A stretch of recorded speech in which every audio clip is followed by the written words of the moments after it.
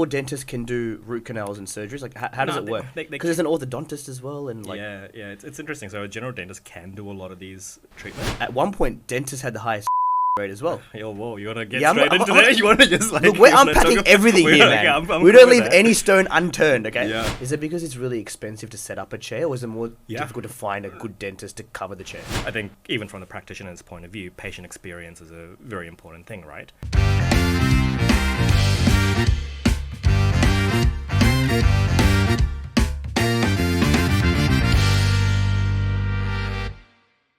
Powered by WinLads. Hey guys, it's Tanila and welcome to Under the Coconut Tree, where we interview exceptional humans doing some pretty cool stuff. And today we have Mahen. How's it going, Mahen? Good, man. Good. What do you do and why do you do it is the first question I have. Yeah, sure thing, man. So I'm a general dentist, actually. You're a general dentist? I'm a general dentist. That's way more boring than I was expecting. Yeah, but that's kind of like, my previous life. Cool. In this new life, I've apparently turned into a software guy. I am, and we're going to unpack that in a moment. Yeah. But tell me a little bit about your journey to becoming a general dentist. And what's the difference between a general dentist and a normal dentist? They're the same thing, right? They're the same thing. Are you just trying to be more fancy? No, by no, calling they're a yourself- dental specialist. So Yeah. general dentistry is very much like the bread and butter of dentistry. Right, okay. Yep. So, I guess pretty sort of linear career path. New Zealander, actually. You're a So, Kiwi. Kiwi, bro. So, Oh, right. I like Kiwis. They're quite nice. yeah, good value. So pretty much New Zealander, moved to Australia in 2011. Was that after you finished studying dentistry? Yeah. So I practiced in New Zealand for about 4 years. Yeah. So that was like rural New Zealand. What's rural New Zealand like, actually? So probably about an hour north of Wellington. Gotcha, if you know, so it's like pretty much a country sort of small town. Did you do your farmers. schooling there as well, like high schooling? No, so born in Sri Lanka. Yeah, okay. Yeah, born in Sri Lanka. Oh, let's So do that this chronologically. All right. Yeah, this makes sense. Yeah, Let's we're going all over let's the go place. back to the here. inception. Let's start from when your parents Sounds conceived good. you, and we'll go from there. Yeah, okay. Yeah. So maybe I'll just skip that Yeah, part. skip that part, yeah. It's a PG show, guys. It's Sorry a PG about that. show. That's cool. So grew up in Colombo for the first 10 years of my life. Me and my sister, we obviously brought up in Sri Lanka, when Ananda College, actually. Yes, I do know Ananda College. So That's a very, very good school, actually. it's a good school. It's a good school. Dad went there as well. So Oh, right. Yeah. So around 95. So that kind of gives my age away, which is an unfortunate side effect of saying Still this. young at heart, my friend. Very, very young.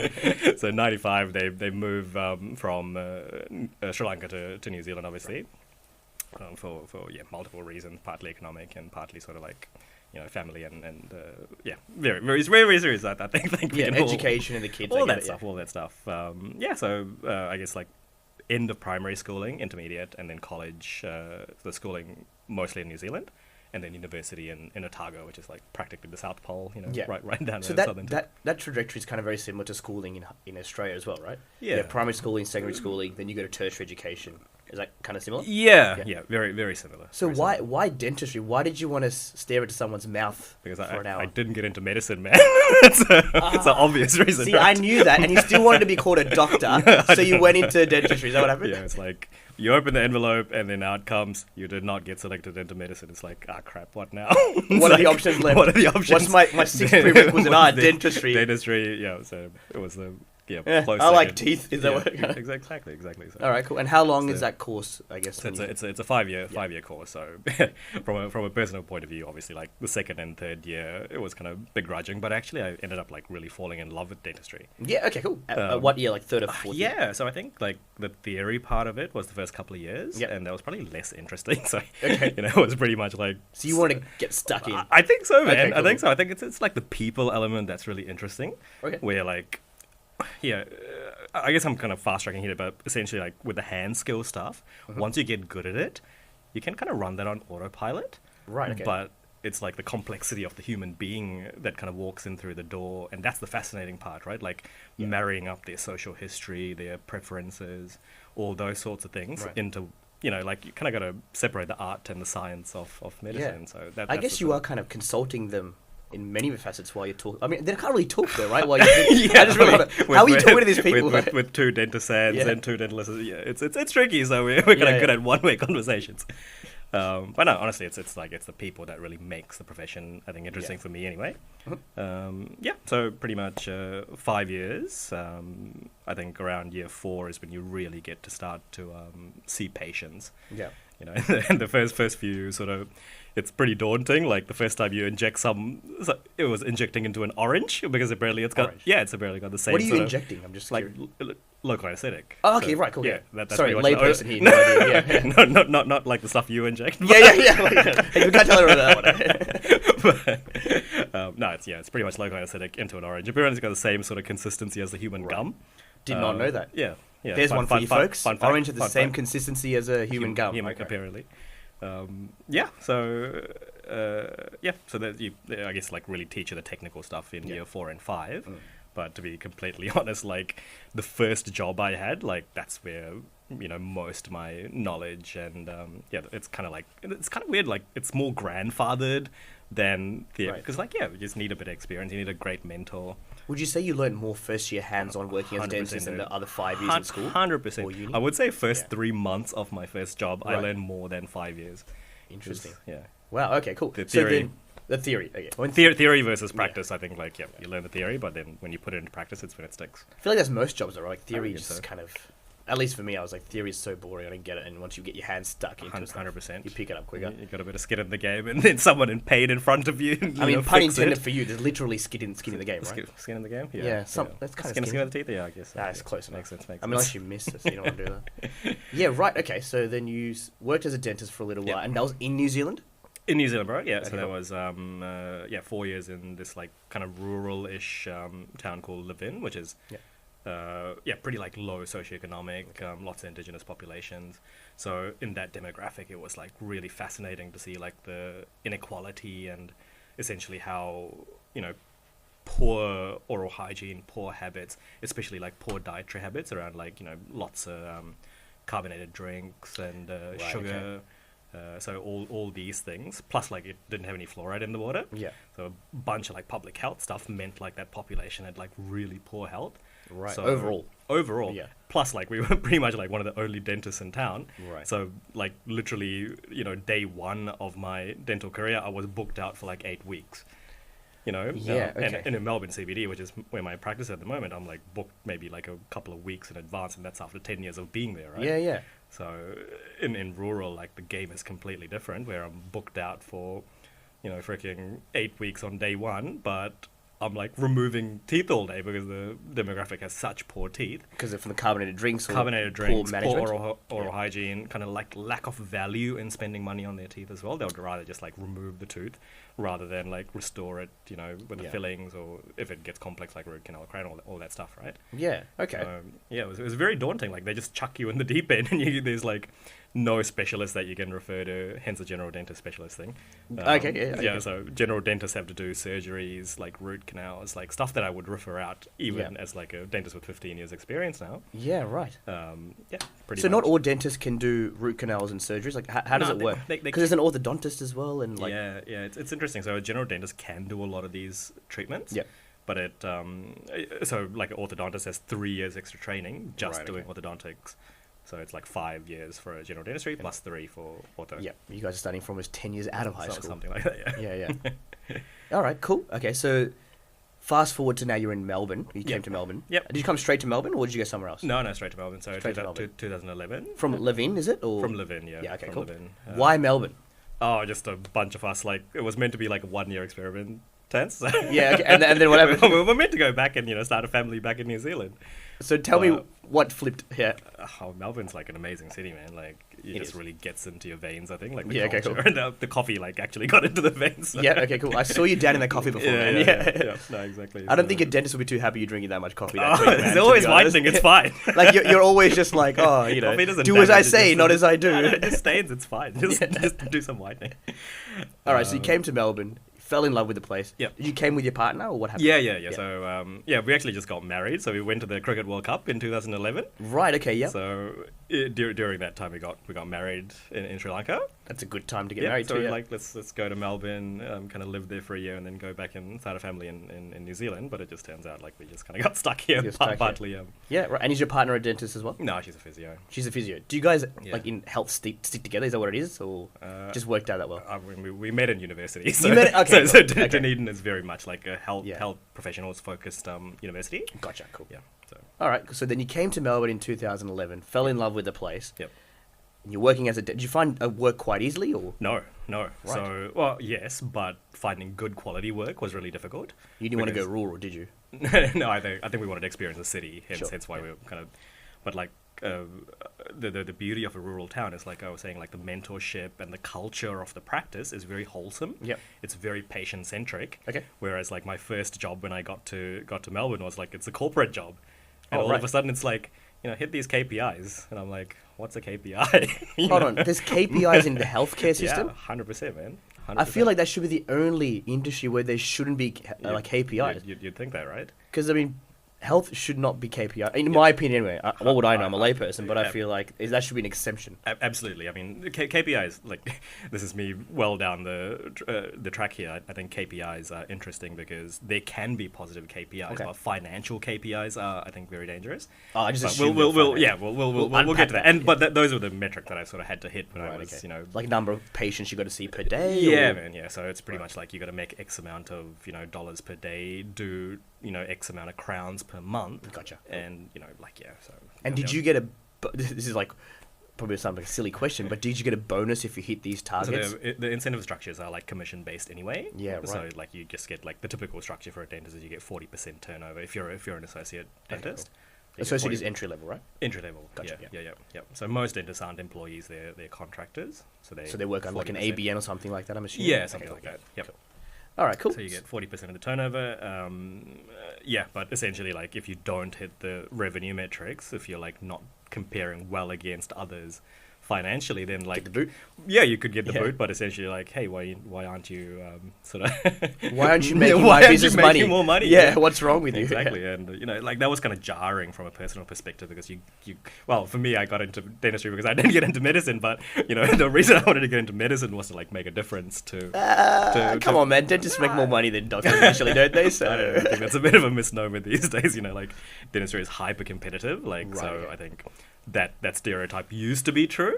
Right, okay. But these days, it's actually, like, pretty hard to be a dentist, like, because you're a small business owner as well, right? Yes. So from that aspect, like, it is a pretty difficult climate. Yeah. I know we're jumping all over the place, but, like... No. Well, it's also kind of a very tough industry because at one point, dentists had the highest rate as well. Yo, whoa, you want to get straight into that? You want to just, like... Look, we're unpacking everything here, man. We don't leave any stone unturned, okay? Yeah, okay. But is that true, or is that something that I just randomly made up? No, it's not completely made up. I don't think the stats are, like... Right. Yeah, it depends kind of what you read, but we're pretty up there, Yeah. We're pretty up Well, I'm there. glad that you're live and kicking, man. Yeah. Anesthetists, vets, like... Mental health, I think, is, like, a really important topic for most health professionals anyway. Gotcha. So I can kind of speak on behalf of dentists. Sure. Why is it so stressful?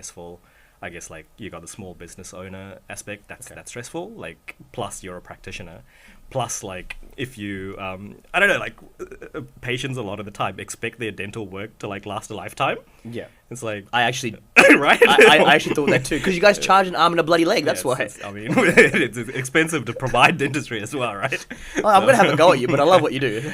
But essentially, like, people buy a car, and it's like, if the car lasts 10 years, like, yeah, that did really well. Yeah. If you do a filling or a crown and it lasts 10 years, it's like, my crown failed.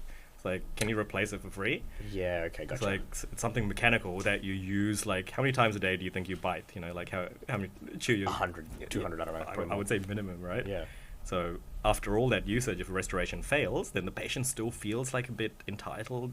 So it's a tricky thing. Yeah, it's a tough one, isn't it? I mean, I guess maintenance is key, right? Just like you take your car in to get the oil checked and fill up the air in your tyres or petrol. I guess you've got to change the perspective. So maybe an education piece as well when you're seeing patients. Yeah, absolutely. So home care. There's also like, nighttime tooth grinding, just like various bruxism.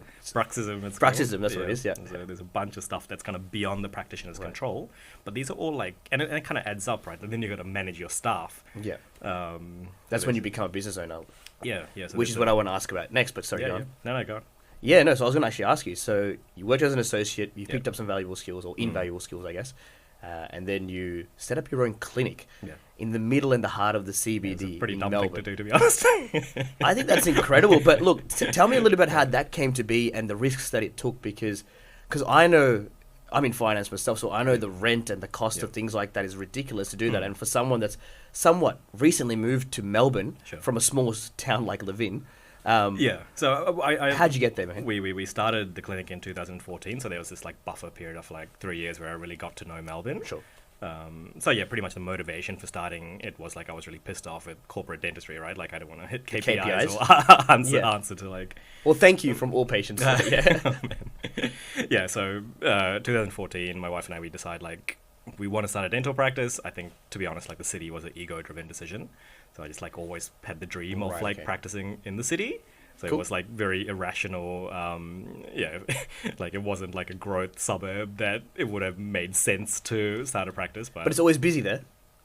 Well, pre-COVID, yes, but that's a different problem there. But yeah, go on, yeah. Yeah, so yeah, it's pretty much like it was a dream to start a practice in the city. So that's kind of what we did, and for the first couple of years, really struggled because like there was massive dental practices already in the city. Health insurers have practices of their own as well, so it's like hyper competitive. But obviously, like with any service industry, it's about the quality of the service. It's about the the people, the friendliness, all that stuff, right? So eventually it just all came together and the practice started to grow pretty rapidly. Yeah, right. And so how many people are working in this clinic now? Are you still there? Yeah. So, well, it's interesting because the software thing obviously has an impact, right? So absolutely, at its zenith, we had about 15 people working for the clinic. Wow. So yeah, four surgeries. How many chairs? That's a good question to ask, right? Yeah. So it's a 4-room clinic. 4-room clinic. Amazing. And did you start off with 4 or you started with 1 or 2? Start with one. Start with one. And it was just me. A couple of years later, at the second. A couple of years later, at the third, and so on. Is it because it's really expensive to set up a chair, or is it more difficult to find a good dentist to cover the chair? Well, both. Yeah. To address the former, it's like roughly $800K to set up a dental clinic. Yep. The fit out, the electrical stuff, with the plumbing. One chair. Yeah. Yeah. Wow. Because there's a lot of sort of like infrastructure that you have to create, Yep. not just the walls, but like the things that you don't see underneath. It's like the plumbing and the electrical stuff. So there's a ton of stuff that you got to set up before you plug in that first chair. It's not cheap, absolutely. No, it's really expensive. So if we're fast forwarding a few years now, you've got 15 people working at the clinic, 4 chairs. Yep. And then all of a sudden you're like, you know what, this is getting too easy. Let me see what I can do. And you saw a gap in the market and you created Co-Treat.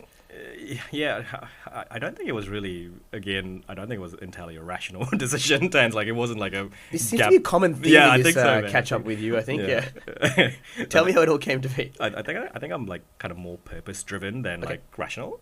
So I think like the whole KPIs thing, that always kind of stayed with me. Okay. So I pretty much went into like a research role with Melbourne Uni. So this is around 2018. Mm-hmm. So for a couple of years, I go in to study this subject called clinical decision making.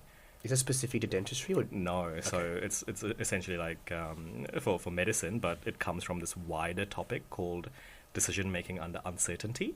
Okay. So yeah, the most famous researcher is this guy called Daniel Kahneman. He's written like multiple books, like 60 years of research into this topic. And he's a medical practitioner? No, dude is a psychologist. All right, cool. Yeah.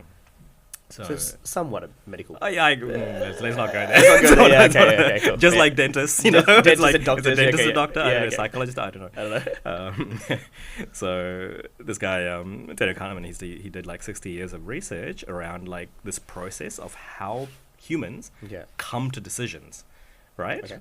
So like it can be something really trivial, like what do I do when I wake up? What does my day look like? Right, That's trivial stuff, right? But in a medical setting, it's really meaningful things that can impact other people, right? Okay, so like you come in, how do I get to a diagnosis? Once I get to a diagnosis, what is the treatment modality? Yeah, right, okay. So there's like... So can you explain what modality is for the layperson? It's essentially like I look in your mouth and say, hey, Tance, you got a hole in your tooth. Yeah. That's the diagnosis, right? Okay, cool. Thank you. That doesn't look good. How did you know from there? Yeah, right. So, and then the next step is you have a hole in your tooth. Yeah. What's the treatment? So I guess like depending on the size of the hole, it could be a filling. It could be do nothing. It could be just like watch this for the moment. It could be...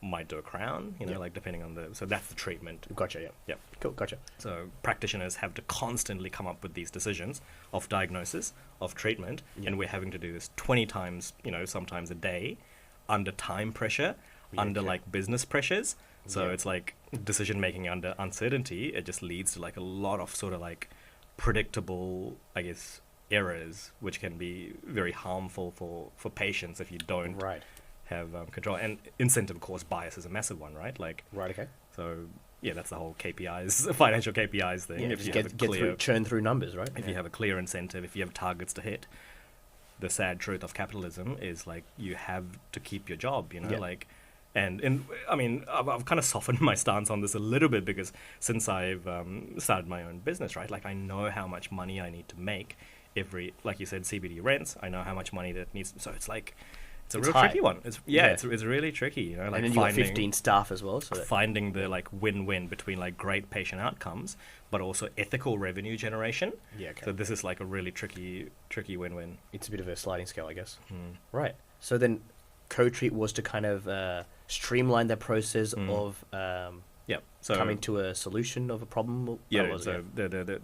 so I guess the main co-trade thesis is looking at Daniel Kahneman's work. Human beings come to like judgments in very erratic ways, which can Okay. kind of be harmful for potentially themselves as well as their patient, right? Okay.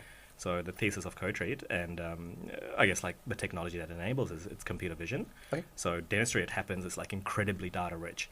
So, Right. you know, once it became digitized, and dentistry got digitized like 10, 15 years ago, like x-rays used to be manual, but now they're like obviously, you know, on the cloud, they're digital. You can Dentists access it from anywhere, yeah. Totally. So dentists have been taking digital radiographs for a very long time. There's also a culture for taking like photographs now. Right. So dentists take a lot of digital photographs. I'm sure when you go to your dentist, you kind of get your teeth photos taken. Yeah, they take a lot of pictures. They take Yeah. a lot of pictures, and there's also scans. So that's like 3D STL sort of files, and there's Yeah, that looks really cool, actually. there's a Yeah. ton of data. So essentially, all this data has been sitting in dental practices for like the last 10 to 15 years. Right. Whereas there's a clear big data play, right? The problem is like all this data was not aggregated. They were like, you know, essentially in little silos at, you know, the various dental clinics. They were not connected, is that what Not connected.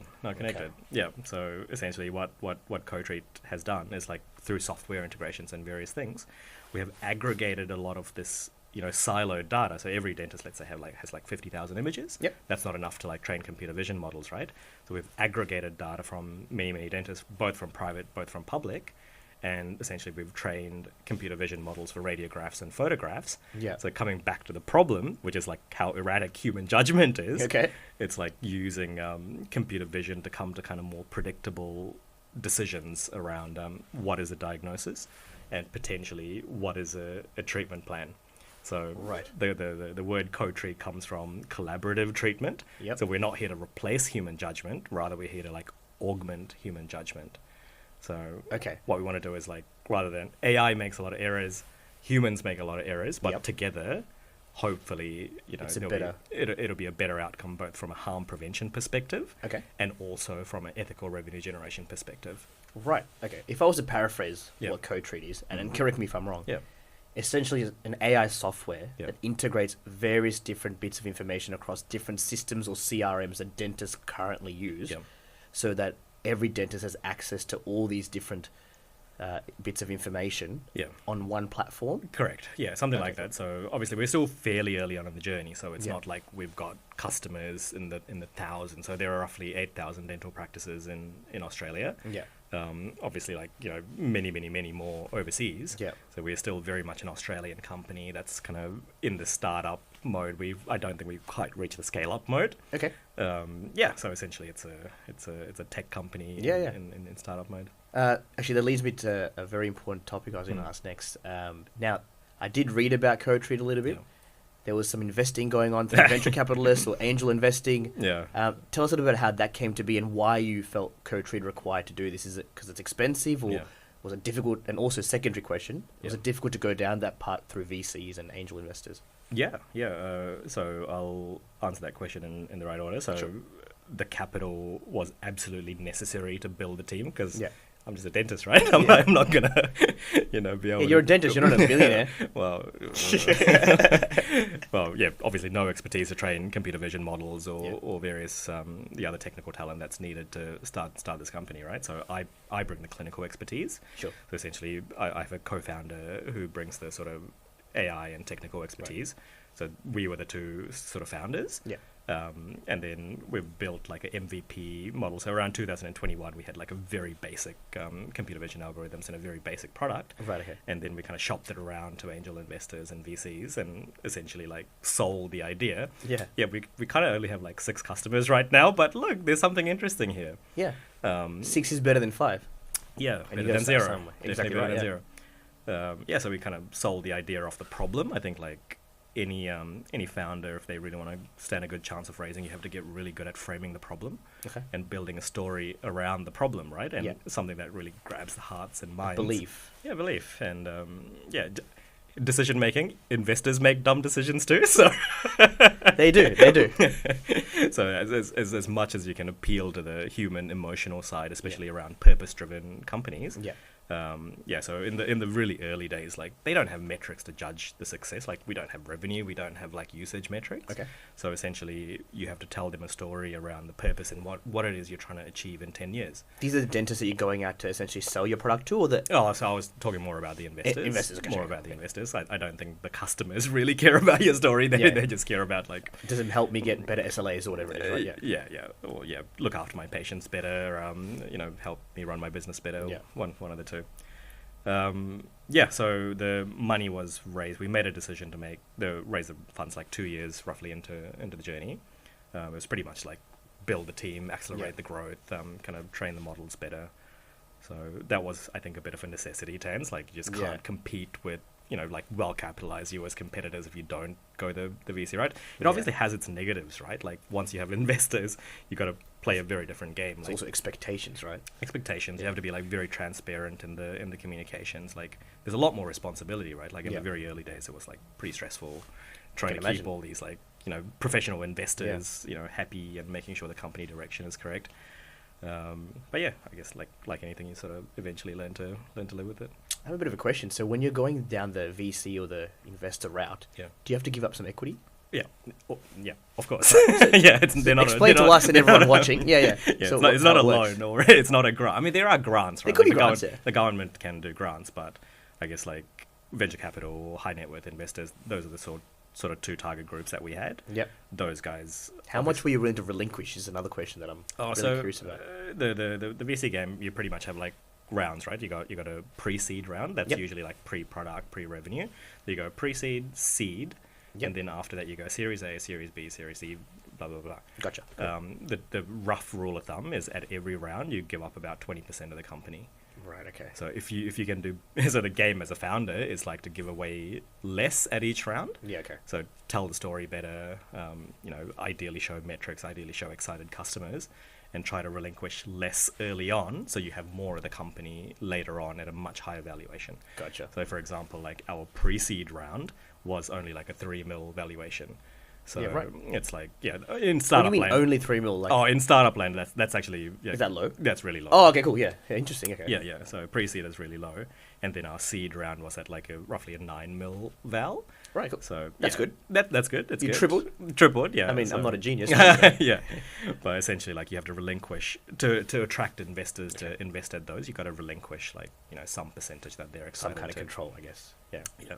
Yeah, control is interesting because, like, in the early stage, you don't want to give up too much control. You just take the money, but, they want to kind of appoint board seats and various other things to get more control as their check sizes get bigger. Right. So what seed are you up to now? What round are you up to now? Yeah, I think we're like seed plus. So I think we'll be roughly in between seed and Series A. Oh, okay, cool. So you still got you're not even halfway, I guess, technically. Was it a little bit more than halfway now? Oh. Because there's multiple... the VC train just keeps going. It keeps going. It it's depends, an infinite like, thing, is it? Okay. It depends how much, like, how ambitious you want to, how much revenue you want to generate extra.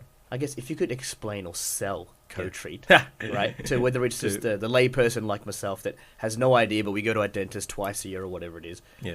Or if it's, to someone that you want to sell the software to integrate into their CRM or whatever the equivalent is in their workplace. What is Co-Treat and why choose Co-Treat? Yeah, okay. So from the patient's perspective, I don't think like it's a product directly aimed at the patient. Okay. So I think even from the practitioner's point of view, patient experience is a very important thing, right? Yes. Because you're essentially competing with like a whole bunch of other dental practices. So the practices that treat their patients, well, and the experience is good, those patients are likely to come back, tell, their friends and family about it. Yeah. So patient experience is very, very important. But I guess like the sales pitch to a dental practice is essentially like, standardized quality in your clinic. So like the quality assurance, Yeah, like, and you can kind of, as a practice owner, spread your own philosophy. So like the different practitioners in your other surgeries don't do like random stuff. Yeah, okay. You know, like to also bring down the co-treat experience, right? 'Cause it's yeah, very important. yeah. So like So you guys offer training as well? Sorry to segue, but Yeah. you offer training on how to use co-treat as well? we do. I mean, we have got like any SaaS platform. Like we want to try like automate things as much as possible Sure, to okay. reduce our costs. But yeah, in the early days, we obviously want to like hold the hands of our customers and just make sure they're using it properly. So do you go directly to dentist clinic owners? Complex question, man. So like Sure. the demographic of Australian dentistry. Do you want to get into this stuff? Like, is this too deep? Give me the highlights. Yeah, give me the highlight. So yeah, like roughly 85% is small businesses. Yep. 15% is like corporate dentists. Okay, cool. So if you're pitching to the corporates, you got to like pitch to the the C-suites and the boards. If you pitching to the Ma and Pa dentists, dude, it's like sit down and grab a coffee and All right. tell them that this is a All right. Well, last thing before I go. yeah. You've been a business owner. Yeah. I could say you're a serial entrepreneur. You've done a few things now. Yeah, a couple Somewhat. now. A couple, yeah. Yeah. If you can give 2 bits of advice to anyone watching this podcast Yeah. about trying something new, setting up a business, in a couple sentences, what would they be? Okay. I think number one would be purpose. Yep. Because business is tough. Yep. Competition is tough. If you're not purpose driven, I think you're going to struggle to attract team members. I think, it depends on what sort of business, obviously, but like, the more purpose driven you are, the more magnetism you're going to have to attract the right people. So I think that's number one. Number two, I think it's about team, man. Like, Yeah, okay. it's just like, it's just like the world is such a complex place. There's only so much, a founder or like the starter of the business can do. If you don't surround yourself with people better than you, that know different things, that have had different life experiences, I just think you're just going to get outcompeted by people that do that better. Yeah, fair enough. Well, thanks so much for coming on the podcast, man. I've learned so much, and I really My hope our pleasure. users have as well. But look, stay subscribed. Follow us on Under the Coconut Tree. We're going to bring on many, many guests just as great as Mahen is. But thank you so much for coming down, Mahen, and My we'll pleasure. catch up with you soon to see what's going on. Thanks very much, Tans. See ya.